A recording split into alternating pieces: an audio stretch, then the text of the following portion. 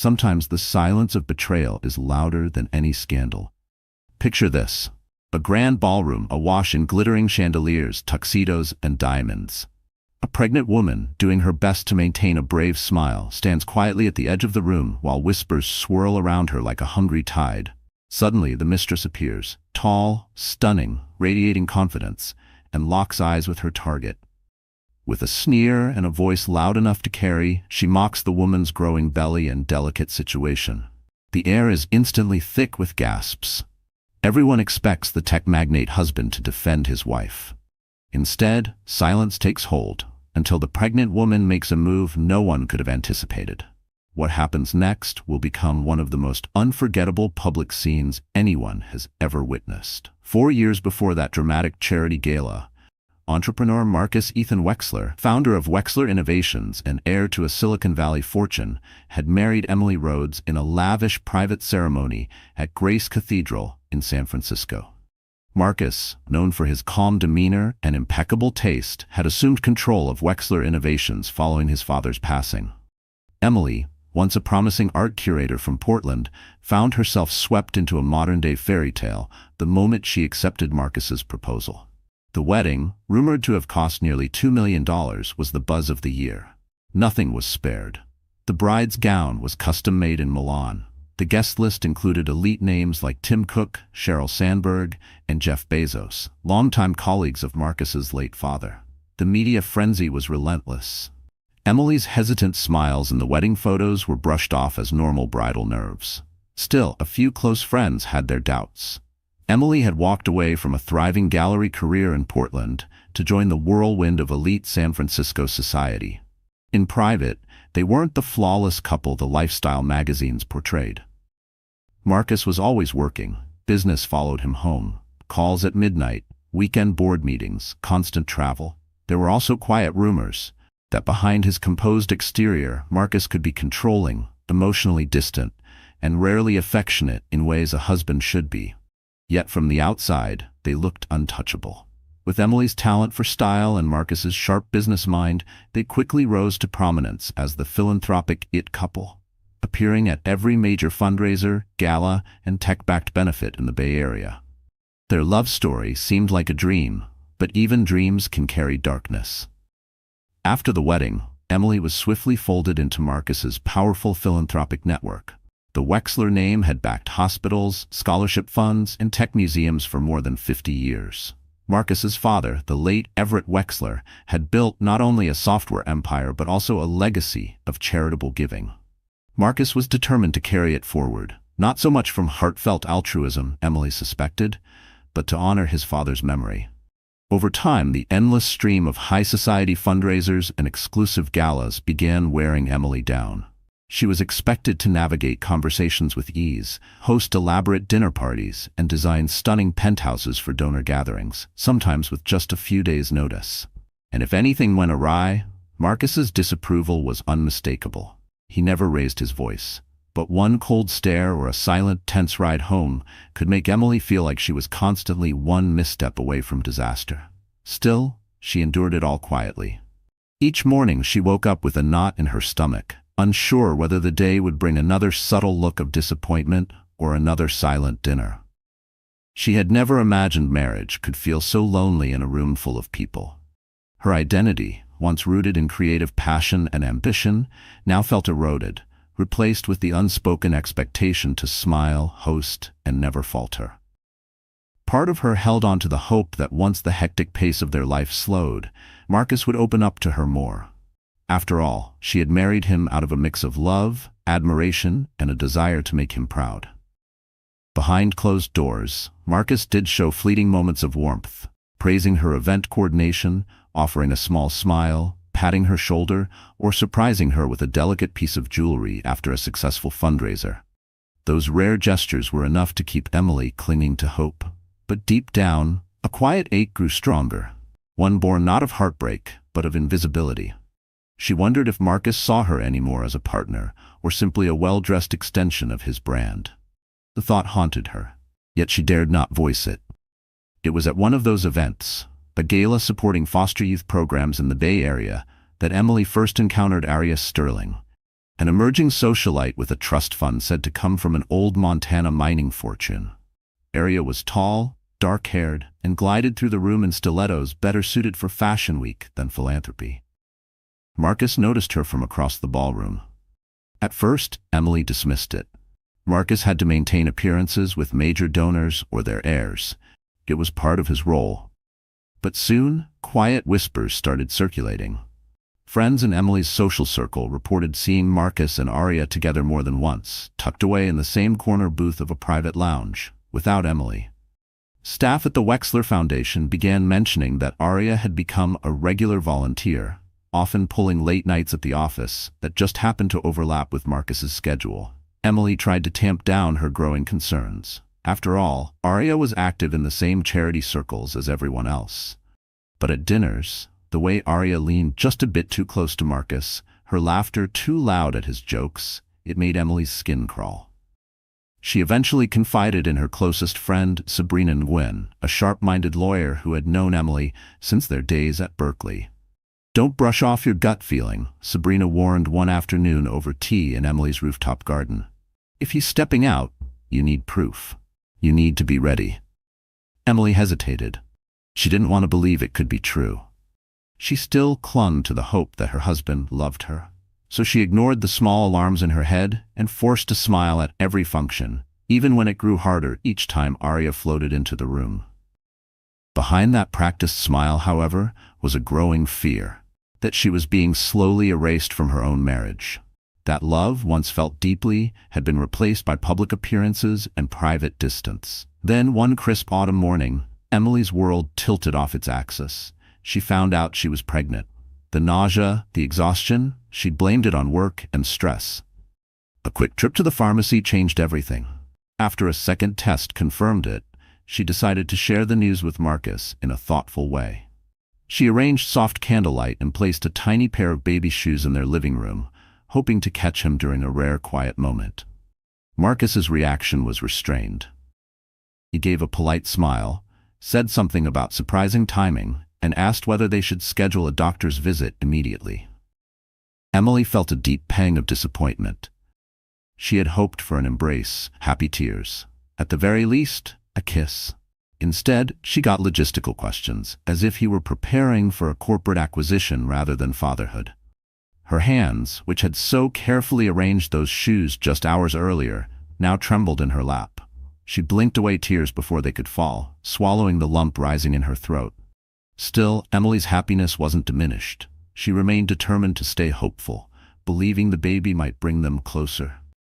Perhaps, she thought, fatherhood would bring out the warmth Marcus so rarely displayed. True to form, Marcus made sure all the appointments were arranged.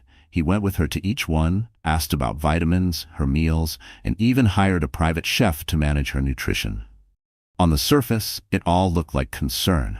But to Emily, it felt too structured, like someone checking items off a to-do list. The warmth she longed for was missing. The gentle touch, the spontaneous questions about how she was feeling, beyond the medical checklists. Every smile he gave felt measured, every compliment rehearsed. Sometimes she wondered if he was doing all this for her, or for the optics. He never asked how she was coping emotionally, what she felt about the changes in her body, or her hopes and fears. One night, while Emily was curled in bed scrolling through pregnancy blogs on her tablet, she heard Marcus's voice floating through the hallway. He was on the phone. She strained to hear. "Don't worry," he said quietly. "We'll talk in the office tomorrow." His voice was soft, almost affectionate, but he never said a name. Emily's pulse quickened. She didn't confront him. Something deep inside told her the truth would reveal itself soon enough. Sometimes, illusions are easier to live with than hard truths. By her second trimester, Aria's presence became unavoidable. She appeared everywhere, on social media, in tabloid spreads, frequently attending society functions where Emily was notably absent. A mutual friend casually mentioned that Aria had been appointed as a special advisor to the Wexler Foundation's new sustainability initiative. Emily had never even heard of such a role. More suspiciously, Aria and Marcus were photographed by gossip sites having coffee outside a boutique hotel. The emotional strain pushed Emily to tears at odd times, sometimes in the shower, sometimes in the back of a rideshare. There were mornings when she stared at her reflection, trying to recognize the woman looking back. Still, she tried to hold on to her dignity and rationalized it all. Maybe Arya was just another socialite trying to attach herself to a man with power. Marcus reassured Emily that Arya's father, Quentin Sterling, was a major donor, and Arya's involvement was merely part of a bigger philanthropic project. Emily, desperate to hold her marriage together and protect their unborn child, tried to believe him. But the weight of betrayal never fully left her. As her pregnancy progressed, Emily started to notice small changes in Marcus. He returned home later and later with increasingly vague explanations. Business dinners, sudden weekend trips, and unscheduled work events became frequent. Meanwhile, Emily drifted further into solitude, filling her days with prenatal yoga, parenting books, and planning the nursery in their luxury penthouse, all by herself. One afternoon, driven by instinct, she began searching Marcus's study. In one drawer, she found a receipt from Tiffany & Co. A bracelet, expensive and purchased just before Valentine's Day. She never received any such gift. Later, she found a key card to a suite at the Ritz-Carlton. Panic surged in her chest as she realized the date aligned perfectly with one of Marcus's supposed out-of-town tech conferences. Her throat tightened and the room spun slightly.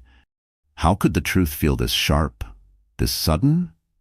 Grief-stricken and shaken, Emily confronted him that same evening. Marcus looked at her steadily and claimed it was all a misunderstanding. The bracelet, he said, was for a long-time donor, an older woman he was trying to charm into backing a large foundation grant. As for the suite, it had allegedly been arranged for a visiting investor. Emily could tell the explanation was weak, but without concrete proof, she had no way to refute it. A hollowness opened in her chest, the kind that no reassurance could fill. Every word from Marcus sounded like glass, fragile, cold, and already broken. Exhausted and brokenhearted, she turned once again to her trusted friend, Sabrina. They met in Sabrina's law office, far from the high-rise walls of the Wexler penthouse. Sabrina didn't sugarcoat it. "You need to protect yourself and your baby," she said. "If he's cheating, you need a plan." Sabrina outlined a course of action. If Emily could gather undeniable proof of Marcus's affair, it would significantly strengthen her position in a potential divorce, especially critical if she wanted to secure her child's future. But the word divorce made Emily recoil. "I'm pregnant," she said, eyes welling up. "I can't just walk away." "Sometimes letting go," Sabrina said softly, "is the most powerful thing you can do. Just be ready." A few weeks later, Emily received a call from an unknown number. The voice on the other end, quiet and shaky, introduced herself as Denise Huang, an administrative assistant at the Wexler Foundation. Denise was nervous and hesitant at first, but she insisted she had something Emily needed to know. They arranged to meet at a tucked-away cafe in the Mission District, nowhere near the polished haunts of Silicon Valley's elite. Over chamomile tea, Denise shared her burden. She had come across questionable emails between Marcus and Arya. Messages layered with affection, with references to weekends away and hidden rendezvous. Denise had overheard phone calls too, ones in which Arya casually called Emily the clueless wife. The worst part? Arya would say things like, "I can't wait until the baby's born so we can hand it to a nanny and finally have some real fun." Denise's voice quivered with emotion. "I know how it feels to be invisible," she whispered. "I just couldn't sit by and watch you be lied to." Emily's hands gripped her cup. Her pulse pounded. It was no longer conjecture. Marcus was having an affair. And Arya wasn't just complicit, she was callous, mocking, even speaking cruelly of Emily's unborn child. A part of Emily shattered in that moment, but another part, fierce and maternal, rose with quiet fury. It wasn't just about betrayal anymore. It was about dignity, about protection. Fired up with Denise's revelations, something inside Emily solidified. She wasn't the starry-eyed art curator from Portland anymore. Nor was she the silent wife attending events by Marcus's side. She was a mother now, with someone to protect. She finally acted on Sabrina's earlier advice and hired a private investigator. Her name was Helena Moss. Experienced, discreet, and well-known for managing high-profile cases with surgical precision. Within days, Helena confirmed everything. Marcus and Arya had been renting a luxurious loft on the edge of Pacific Heights for their secret meetups. Helena provided dates, photos, recorded calls, every damning detail. It was enough to destroy Emily. Yet she didn't crumble. Not fully, not anymore. A strange calm set in, edged with purpose, the kind of calm that comes when the truth replaces doubt. But amid the heartbreak, she felt something else: clarity. She no longer needed to play pretend. She had facts, she had power, and most of all, she had the will to protect her baby. What came next was strategy. How to confront Marcus in a way that would leave no space for denial, no opportunity for him to twist the narrative or damage her name. She needed to do it in public, where Marcus's meticulously crafted reputation would backfire. As luck would have it, the Wexler Foundation's annual winter benefit was just weeks away.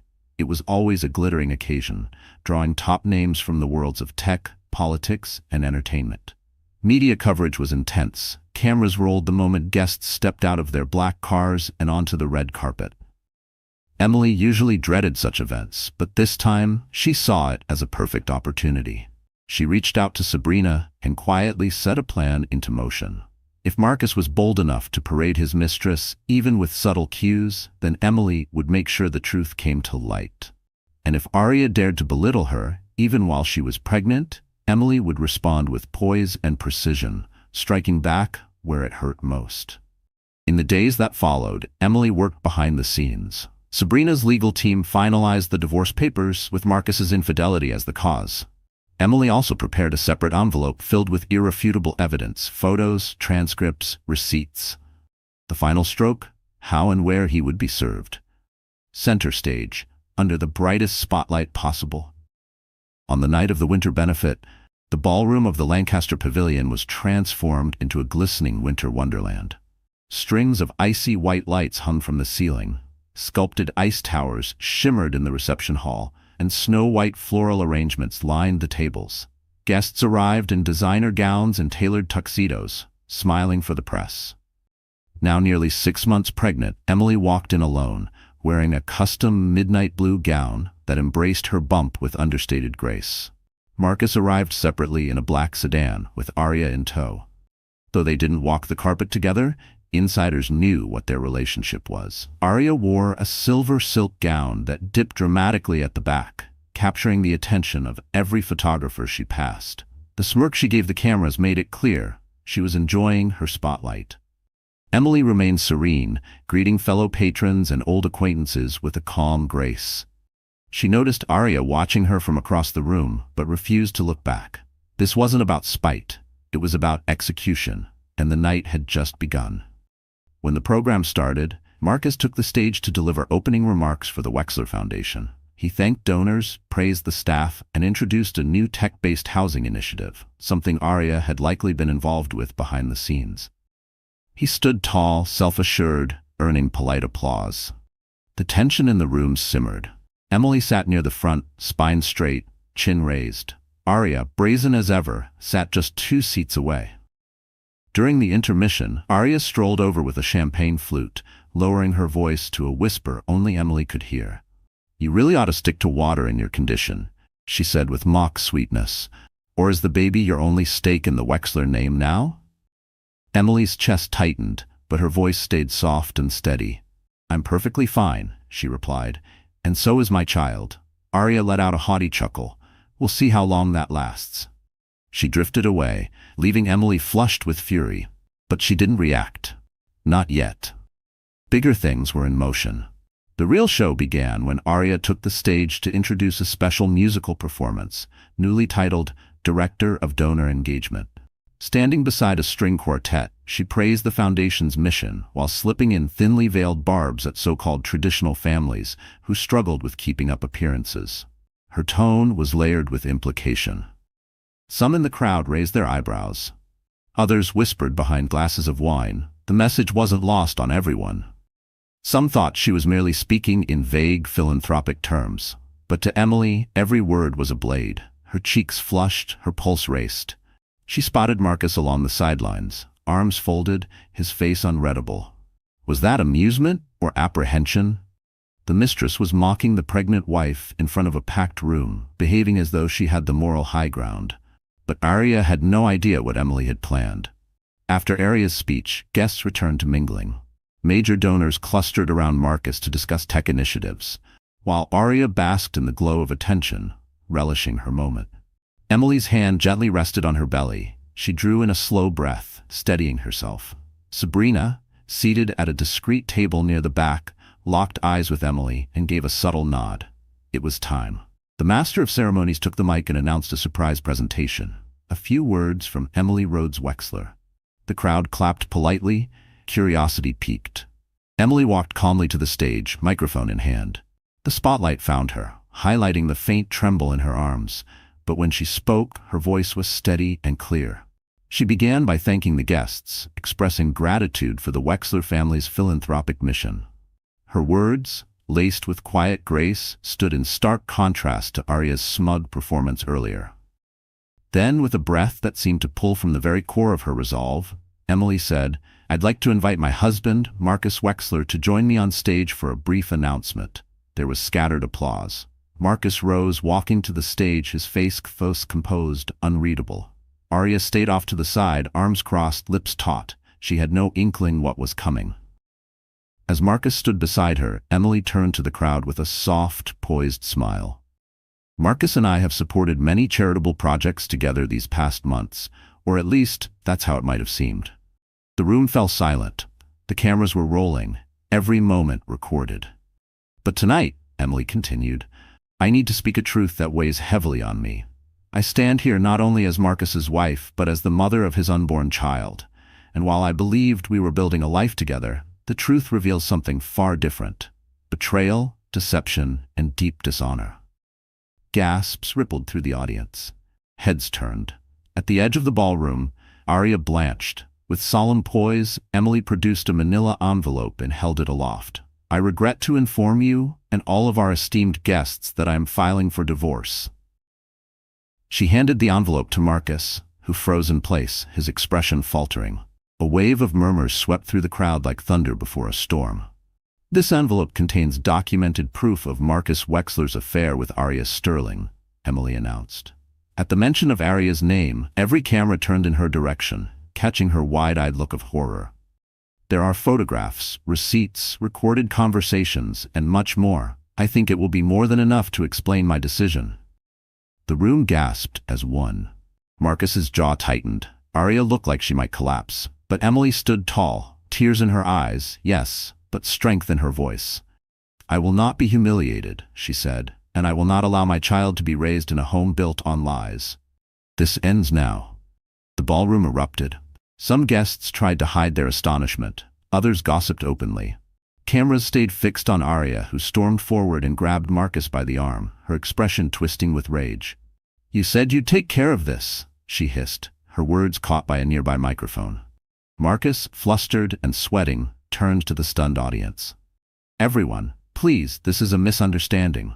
He began to speak, but Emily turned to him, with a gaze sharp enough to cut glass. "There is no misunderstanding," she said firmly. "Not when there are hotel receipts, emails, and photographs. If you want to keep lying, save it for court."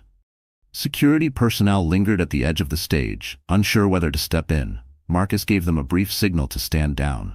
But Arya, desperate to reclaim control, lunged for the microphone. "This is slander," she screamed, her eyes blazing. "You're just a jealous, hormonal mess who couldn't—" She never got to finish. The microphone went silent, cut by a quick-thinking sound technician. Her voice was lost to the crowd, her fury rendered mute. In that moment, Emily felt the baby kick, as if her child, her reason, was standing by her side. She closed her eyes, drew in a cool breath of air from the ballroom, and began her descent from the stage.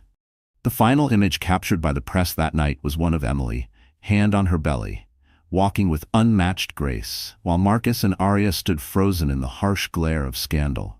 By night's end, the benefit had been eclipsed by one headline: "Pregnant wife serves divorce papers to Marcus Wexler amid affair scandal."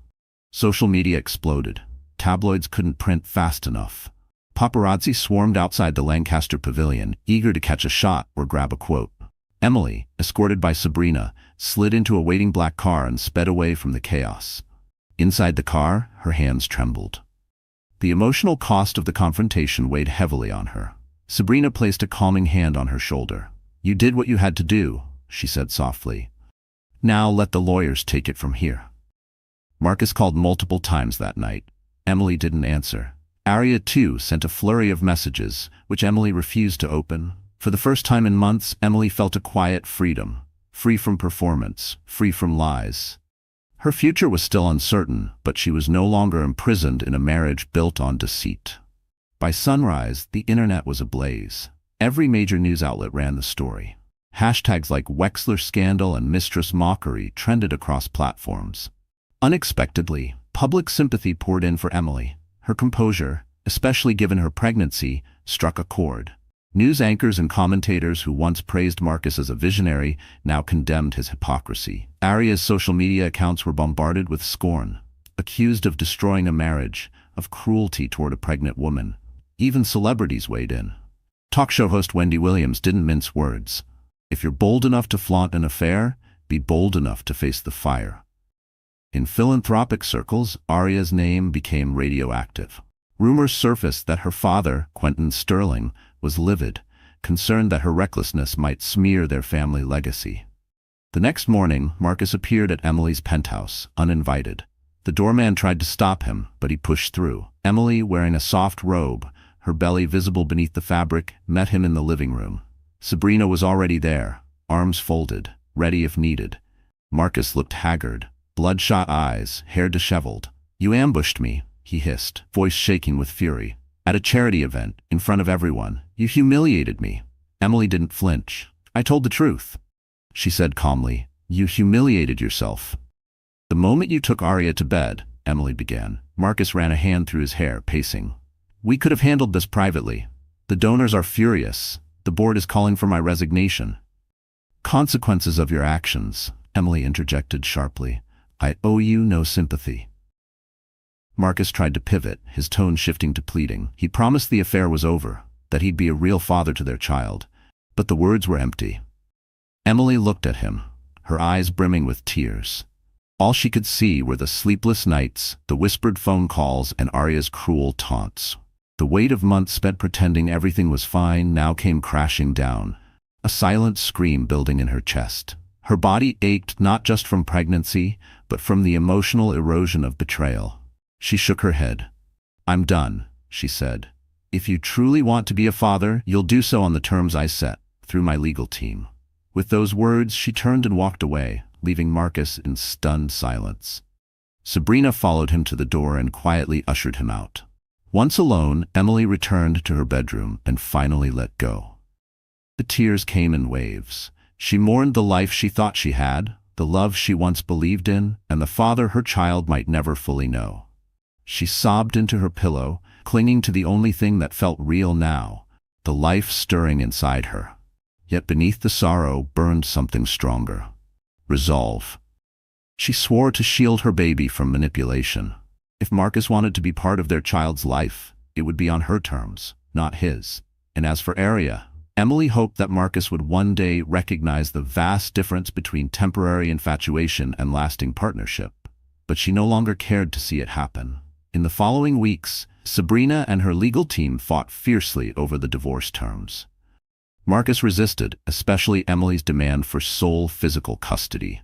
He argued that the baby was his too, that he had a right to be there. But Emily's attorneys countered with evidence of his erratic behavior and documented infidelity, making a case for supervised involvement until he proved his commitment. Each court date, each negotiation drained her, but she endured with quiet strength. She wasn't fighting for revenge, she was fighting for her child's peace of mind. Meanwhile, Aria disappeared from public view. Whispers circulated that her father, Quentin Sterling, had cut off her trust fund and scolded her for disgracing their family name. Some said she was in Europe. Others claimed she'd checked into a private clinic in California for emotional recovery. Emily didn't care. Aria's fate no longer mattered. The winter that year was bitterly cold. The snow outside seemed to mirror the uncertainty in Emily's world. And yet, in the midst of the chaos, she found solace preparing for her baby's arrival. She spent quiet afternoons organizing the nursery, folding tiny clothes, researching car seats, and devouring parenting books. Each little task gave her hope, a reason to smile. She also began easing back into interior design, taking on select projects for close friends.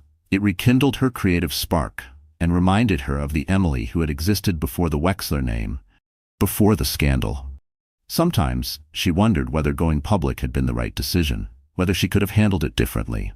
But whenever doubt crept in, she remembered Arya's smug grin and Marcus's cold silence. The truth had to be spoken. In an attempt to salvage his image and that of the Wexler Foundation, Marcus later held a press conference at headquarters. Standing at a podium, he read from a prepared statement, apologizing to anyone hurt by my personal decisions. He specifically expressed regret for failing as a husband. He announced his intention to remain on the board, but said he would step back from daily operations for personal reasons. Reactions were mixed. Some praised him for owning up. Others condemned the apology as too little, too late. Emily saw a clip on the morning news. She noticed how carefully chosen the words were, measured, polished, and she felt nothing at all. Not once did he say Arya's name, nor did he mention the baby directly. Emily found the apology lacking sincerity. Still, public pressure had finally forced Marcus to admit some fault, a small yet important victory in Emily's eyes. As she entered her 7th month of pregnancy, Emily's emotions swung like a pendulum. She lit up at every tiny kick, every shift of her growing child. But nights remained restless, haunted by worry. Could she raise this child alone? Could she provide the love and stability he or she would need? Financial security was there, yes, but money couldn't replace presence or warmth. Sometimes, dreams of Marcus still disturbed her sleep. She'd remember the early days, their long walks in Sausalito, quiet dinners in low-lit bistros, inside jokes that once made her laugh without thinking. She questioned whether she'd imagined the connection, or if it was real and simply withered from neglect. But even those good memories couldn't undo the betrayal. The man who once sent her wildflowers had also lied and broken her trust. At night, when the world was silent and her mind was loud, she battled the ache of losing a future she thought was theirs. She mourned not just a husband, but the home she had believed she was building. Loneliness began to hang over her like a fog. Taking Sabrina's advice, Emily joined a prenatal support group. Weekly meetings brought her into a circle of other expectant mothers, some single, some navigating rocky relationships, others beaming with happiness. Surprisingly, hearing their stories comforted her. Heartbreak, she realized, didn't discriminate. It didn't care about zip codes or family names. Around mugs of herbal tea, she let herself cry when the stories were painful, and laugh when they were hopeful, feeling a fragile connection she hadn't realized she craved. One woman in particular, Felicity, a soft-spoken violinist, had also been left to navigate pregnancy alone. The two bonded quickly. Their shared fears and small victories created a kinship that transcended privilege. With every group session, Emily felt pieces of herself return. Confidence. Hope. One quiet evening, as she dozed on the couch, there was a knock at the door. She opened it cautiously. Marcus stood there, holding a small teddy bear. Her instinct was to close the door, but something in his eyes held her still. "May I come in?" he asked gently. Against better judgment, she nodded. He stepped inside, glancing around as if unsure he was still welcome in the home he once shared. His voice faltered as he spoke of co-parenting. He wanted to build a plan that wouldn't place extra stress on her. She watched him choose his words, seeing a vulnerability in his posture she hadn't noticed, perhaps for the first time since before betrayal fractured them. For the first time, Marcus showed concern for the baby. Not appearances, not reputation. He said he regretted the damage he'd done, though he never quite said how much or why. Still, it was closer to sincerity than anything she'd seen from him in months. Emily agreed to let him attend the final ultrasound, but made it clear the divorce remained unchanged. He left quietly after half an hour, leaving the teddy bear on the table. A small gesture. Maybe even a sincere one. At the ultrasound appointment, Marcus joined her in the exam room. Silence loomed until the sonographer turned on the monitor. The steady beat of a tiny heart filled the space. The black and white image shifted on the screen, revealing a delicate profile. Emily's tears came fast. When she glanced over, Marcus was misty-eyed too. In that shared moment, the walls between them felt thinner. A reminder that beneath their fractured marriage, they were still two hearts connected by the same new life. For one fragile moment, they weren't exes. They were simply two people witnessing the start of a life. When the sonographer handed them the printed images, Marcus reached for Emily's hand. She didn't pull away. It was a flicker, a thread of unity. No matter what else they were parents. Outside, Marcus offered her a ride home. Emily hesitated, then agreed. The ride was quiet, but not heavy. It carried the weight of what was lost and the promise of what could be built anew. It felt like a turning point. How they chose to co-parent would shape their child's world. Weeks later, Marcus's legal team submitted revised divorce papers. He conceded to a sizable financial settlement and a structured visitation plan. He acknowledged Emily's full physical custody. At one point, a therapist was recommended, one who specialized in co-parenting dynamics. Emily was skeptical, but Sabrina advised her to give it a chance. Boundaries needed to be clear for everyone's sake. So they sat down together in a discreet office in the Marina district, across from a licensed family therapist. Far from flashing cameras and headlines, emotions surged. Emily let out months' worth of betrayal, while Marcus admitted his failures in allowing their marriage to crumble. There were no magical resolutions, but slowly they began to see each other not as legal opponents, but as co-parents to a soon-to-arrive child who deserved their best. On a snowy morning in late March, Emily went into labor. The contractions hit hard and fast, and she rushed to the hospital with Sabrina by her side. Marcus arrived an hour later, breathless, worry written across his face. Despite everything, Emily allowed him into the delivery room. This moment, she knew, transcended resentment. After an exhausting labor, a sharp, miraculous cry filled the room. A baby girl had arrived. The nurses laid the newborn in Emily's arms. Through tears of exhaustion and overwhelming joy, she looked at her daughter, tiny fingers flailing, eyes squeezed shut. Marcus stood next to her, quietly wiping tears from his own eyes. He reached forward and placed a gentle hand on the baby's head. In that moment, the bitterness of the past year faded into the background, replaced by wonder. While they were no longer husband and wife, they were now forever bonded as parents. Once news of the baby's birth leaked, the media pounced. Headlines speculated about names, weight, even Marcus's involvement. But Emily said nothing, no interviews, no comments.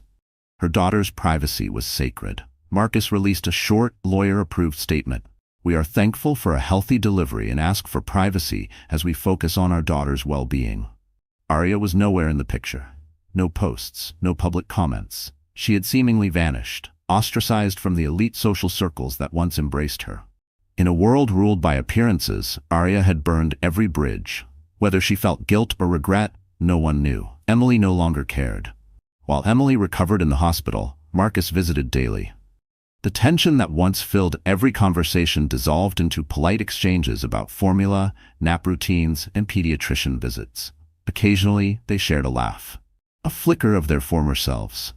Emily realized that, while the betrayal would never fully disappear, her love for her daughter eclipsed the pain. Her focus narrowed. Diaper changes, lullabies, fleeting quiet nights with a sleeping infant nestled in her arms. Marcus seemed committed to fatherhood. That didn't excuse the past, but it was something. Months passed. Emily dove into motherhood with fierce love and purpose. She also began taking more interior design projects, striking a balance between her career and raising her daughter, whom she named Isabella. Eventually, she moved out of the penthouse. She bought a charming townhouse in Pacific Heights. It was smaller, yes, but it was hers. Friends marveled at her strength and resilience. But Emily knew the scandal hadn't broken her. It had forged her into someone stronger. She cherished those quiet nights with Isabella asleep on her chest, peaceful, whole. On weekends, Marcus would take Isabella to the park or for short visits to his home. Their co-parenting plan, outlined by clear legal terms and supported by therapy, worked smoothly. Sometimes Emily would feel a quiet ache watching Marcus cradle Isabella. The memories of what they could have been drifted into her thoughts. But she always chose peace, for Isabella's sake. They found their rhythm. Marcus, though still emotionally guarded, was visibly devoted to his daughter. He kept a nursery at his home fully stocked with everything Isabella might need. Over time, Emily softened. She began to see a side of Marcus, gentle, present, emotionally invested in his role as a father, that she hadn't seen during their marriage. Though the relationship had been irreparably broken, Their daughter offered them the chance to build a new kind of family, respectful, steady, even if it lacked affection. Occasionally, Emily would hear whispers about Arya, rumors of rehab, of Europe, of exile. One rumor placed Arya in a luxury rehabilitation center in Malibu, allegedly for exhaustion and mental health issues. Another gossip column claimed she was drafting a tell-all memoir about her experiences with high-profile men. Emily never gave such stories much attention. She had won her battle. Her dignity was intact, and her daughter's future was safe. One afternoon, Emily stumbled upon an old photograph, captured at the now infamous gala. It showed Arya mid-sneer, caught mocking Emily's pregnant figure. For a fleeting second, old anger stirred. Then she looked at Isabella, asleep in her bassinet, cheeks flushed with peaceful dreams. Emily sighed. Arya was a chapter closed, a symbol of betrayal, long discarded. Emily had moved forward, grown and triumphed. No bitterness, no revenge. She no longer needed it. Life found rhythm again. Her design business flourished. Clients sought her out for her elegant, understated touch. She launched a YouTube channel offering design tips and DIY projects for mothers working with tight budgets. Her goal was to dismantle the illusion that style belonged only to the wealthy. Her authenticity resonated. A growing audience followed her work, inspired by her creativity and resilience. Isabella grew fast, babbling, then laughing, then wobbling her first steps across the living room floor. Every milestone brought Emily immeasurable joy. She preserved it all in a private scrapbook. Their journey, their bond. Sometimes, standing by Isabella's crib in the quiet of night, Emily would think back to that night. The gala, the spotlight, the confrontation. It felt like a lifetime ago. Nearly a year later, Emily received an invitation to a charity event, this one for a new pediatric wing funded by the Wexler Foundation. She had contributed design work for the children's playroom. At first she hesitated, but she decided to go, not for prestige or reconciliation, but to affirm her values. The cause mattered, and she wanted to show that she had never lost sight of the bigger picture. The event was modest, focused on doctors and patients, not glitz. Marcus was there, cutting the ceremonial ribbon alongside a city official. He spotted Emily in the crowd and gave a quiet nod. She nodded back. No cameras swarmed them. The scandal had faded from the spotlight. After the ceremony, Marcus approached to thank her for the design work. Their exchange was brief but courteous, a stark contrast to their explosive past. That evening, walking home beneath the city lights, Emily reflected on the transformation. She was no longer the woman who shrank behind her husband's shadow. She was a mother, a professional, a woman who had reclaimed her voice. She had endured betrayal and public scrutiny, but she stood stronger for it. Marcus, in his own way, seemed to be finding clarity. Whether that led to real change or was just another mask, Emily no longer needed to know. Her compass now was Isabella, and no one could shake the peace she had built around their life. The world of red carpets, whispered rumors, and curated smiles, that world was gone. In its place was something more authentic, more peaceful, and far more meaningful. It started with a smile, genuine, unforced. Months after Isabella's birth and the very public collapse of her marriage, Emily felt something shift. Her days were filled with lullabies, golden light filtering through nursery windows, and client consultations that reignited her love for design. Her Pacific Heights townhouse, modest by society standards, was warm, vibrant, and alive with the hum of a new chapter. That's when she met Daniel. He wasn't part of the elite, nor the society pages. He was a freelance photojournalist who had spent years traveling to war zones and refugee camps, capturing stories the world often ignored. They met at a small gallery opening. Emily was consulting on the lighting. Daniel had 3 photographs in the exhibit. Their first real conversation began over a shared appreciation for vintage Polaroid colors. That led to coffee. Then to late-night phone calls. Then to long walks through Pacific Heights, Emily pushing Isabella's stroller beside Daniel. She was cautious. Early on, she told him everything, the scandal, the divorce, the media frenzy. He didn't flinch. Everyone's carrying a past, he said. I'm more interested in how people carry it than in the weight itself. Those words stayed with her. What drew her to Daniel wasn't charm or dramatic gestures. It was his calm presence. He never tried to replace what she'd lost. Never rushed her past her comfort. He respected her pace. And when he looked at Isabella, it wasn't with awkward obligation, but real affection. He brought her carved trinkets from his travels, hand-woven scarves, even a harmonica that made the baby giggle until she hiccuped. Their relationship unfolded slowly, like dawn creeping across a quiet sky, gentle, steady. One weekend, while they picnicked in the park, Isabella gurgled on a blanket between them. Emily laughed deeply, involuntarily. She glanced at Daniel, tossing breadcrumbs to birds with one hand while bouncing Isabella with the other. And she felt it. A joy so quiet, so real, it almost startled her. This wasn't about romance. It was about safety, comfort. The realization that love didn't have to be gilded in wealth or legacy. Sometimes it bloomed from presence and shared values. Emily didn't know what the future held. She didn't rush to define it. But for the first time in a long while, she wasn't waiting for disaster. She allowed herself to hope. And in that hope, her life restarted. The morning light spilled through the tall windows of her townhouse, bathing the nursery in gold. The room was alive with soft clutter, a half-folded blanket, an open picture book, a plush giraffe tipped on its side. In the crib, Isabella slept, her chest rising and falling in perfect rhythm. Emily stood by the window, tea warming her hands. But her gaze was not on the city outside, it was on her reflection in the glass. She saw a woman she didn't fully recognize, but she respected her. A year ago, her name had been everywhere. Headlines, hashtags, whispers at fundraisers, pregnant wife humiliated at gala, tech mogul served divorce papers live. It had felt like her life was spiraling. But now, wrapped in early light and silence, she saw that moment for what it was. Not her collapse, but her turning point. Her unraveling had been her becoming. She turned from the window and stepped to Isabella's crib, brushed a soft curl from her baby's forehead. The infant sighed, shifting gently toward her mother's touch, and that single moment stirred something in Emily. Not rage, not sadness, but clarity. She didn't think about Arya anymore. The woman who once sneered at her pregnancy in public. She didn't ache over Marcus's betrayal. Those memories had been faced, sorted, and shelved in the past where they belonged. They no longer held power over her.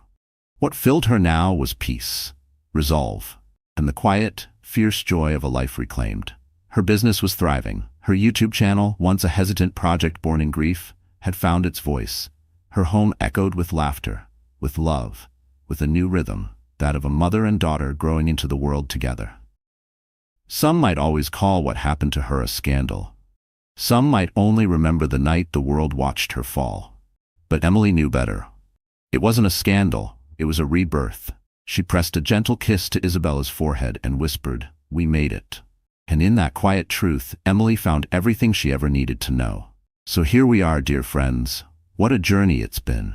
And if you're still here, still watching, then maybe, just maybe, something in Emily's story has stirred something in you too.